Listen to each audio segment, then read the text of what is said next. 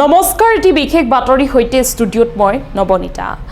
দুটাকৈ পুত্ৰ আৰু কন্যা সন্তান থকাৰ পাছতো পৰ পত্নীৰে পৰকীয়া প্ৰেম 50 ঊৰ্ধৰ ব্যক্তিৰ।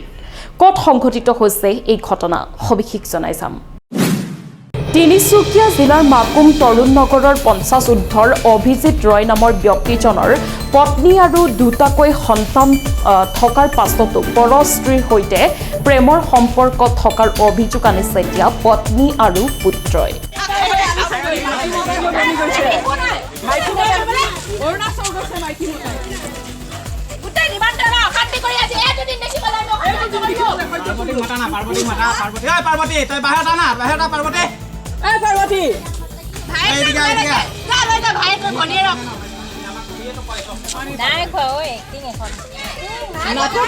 অভিযোগ অনুসৰি মাকুম তৰুণ নগৰৰ অভিজিত ৰয়ে শান্তিপুৰ গাঁৱৰ নিজৰ চাহ বাগিচাত অৱস্থিত বাসগৃহটোত নিগাজিকৈ থাকিবলৈ লয় আৰু তাৰ পাছতে ডিগবৈ বঙালী বালিজান গাঁৱৰ এগৰাকী মহিলাৰ নাম সবিতা চেত্ৰী, দুটাকৈ সন্তানৰ মাতৃৰ সৈতে অভিজিতৰ আৰম্ভ হয় পৰকীয়া প্ৰেম। অভিজিত আৰু সবিতাৰ প্ৰেমৰ সম্পৰ্ক কথা অভিজিতৰ পত্নীয়ে জানিবলৈ পায় আৰু পূৰ্বতেও আৰক্ষীৰ কাষ চাপিছিল পত্নীয়ে। কিন্তু আৰক্ষীৰ সন্মুখত অভিজিতে সকলো ভুল স্বীকাৰ কৰি পত্নীৰ সৈতে ভালদৰে থকাৰ প্ৰতিশ্ৰুতি দিছিল। কিন্তু দিন বাগৰি যোৱাৰ পাছতে আকৌ চলিল অভিজিত আৰু সবিতাৰ হিয়া দিয়া নিয়াৰ কাহিনী। এইবাৰ অভিজিত আৰু সবিতাৰ প্ৰেমে চৰম সীমা পাৰ কৰি দুয়ো একেলগে থাকিবলৈ ল'লে। ইয়াৰ পাছতেই নাহৰণি বালিজান আৰু শান্তিপুৰ গাঁৱৰ ৰাইজে দুয়োৰে অপকৰ্মবোৰ দেখি অতিষ্ঠ হৈ অভিজিতৰ চাহ বাগিচাত অৱস্থিত বাসগৃহত উপস্থিত হৈ দুয়োকে একেলগে কৰায়ত্ব কৰাত এক উত্তপ্ত পৰিৱেশৰ সৃষ্টি হয়।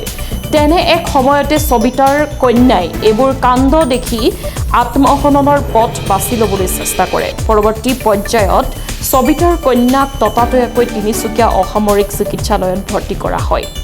আমি বিচাৰোঁ মানুহজনে অলপ পানিছমেণ্ট পাব লাগে, মানুহজনী হওক বা এইজনী মানুহ হ'লেও আৰু বাৰু আমাৰ এই মানুহজনৰ হ'লেও পাব লাগে আৰু সেই মানুহজনীয়ে ভাল মানুহ নহয়। দুটা তিনিটা মতা আছে অলৰেডি বিয়া পতা, তাৰ ল'ৰা ছোৱালীও দুটা আছে, ডাঙৰ ল'ৰা ছোৱালী।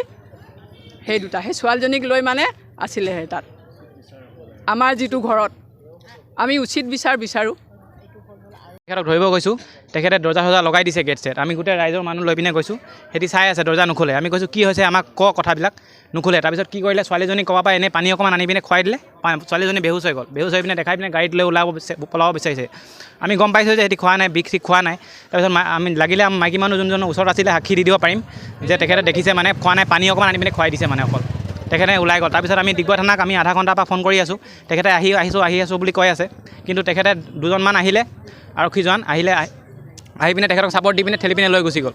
তাৰপিছত মোক অকণমান পিছত ডিগবৈ থানাক ফোন কৰিছে যে কোন জগত হৈছে ঘটনাটো, ছাৰ আহিলে নাই কোনোবা। তেখেতে কৈছে, মই ক'লোঁ তো ছাৰ কোনোবা এজন আহি পিনে লৈ গ'ল বুলি ক'লোঁ, আমিতো পঠোৱা নাই বুলি কৈছে তেখেতে। ইমানেই এতিয়া সেই ছোৱালীজনী দৰৱ খালে নাখালে সেইটো মই নেদেখিলোঁ। আৰু তাৰ মা চিঞৰি আছে, তাক পানী খুৱাই আছে।